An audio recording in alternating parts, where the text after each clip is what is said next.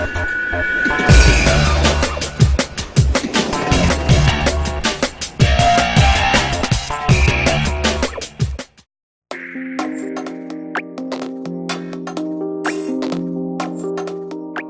many people, the electric car still seems like a vision of the future.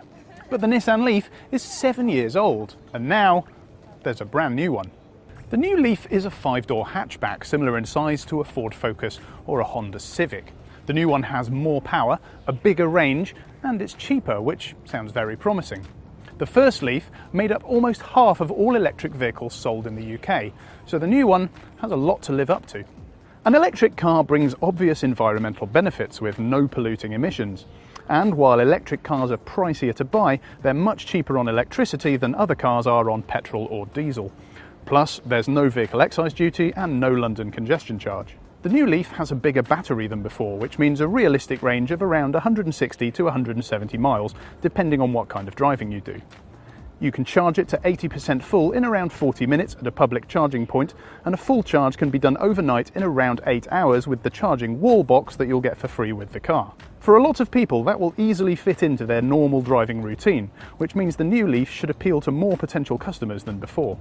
If you've been in some other modern hatchbacks of this size, you might find the interior of the Leaf a little bit disappointing. It's not terrible, but it's very cluttered up front with more than 50 buttons dotted around the place, and the infotainment system is quite small and feels quite dated by modern standards. It's quite slow to react as well. The seat height doesn't adjust as much as we'd like, the steering wheel doesn't adjust for reach at all, which is quite unusual these days, and while some of the plastics feel a little bit hard, they are screwed together very well.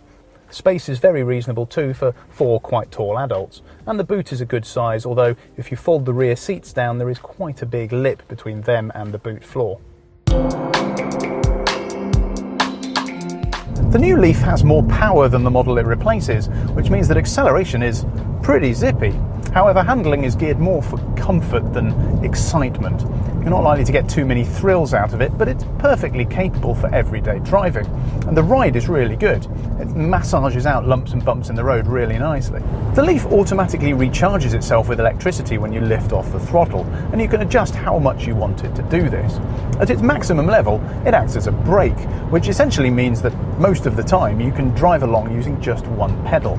It also comes with adaptive cruise control as standard on most models, which automatically matches the car's speed to that of the car in front, which is great in slow-moving traffic. And it basically all means that driving the Leaf is a very relaxing experience.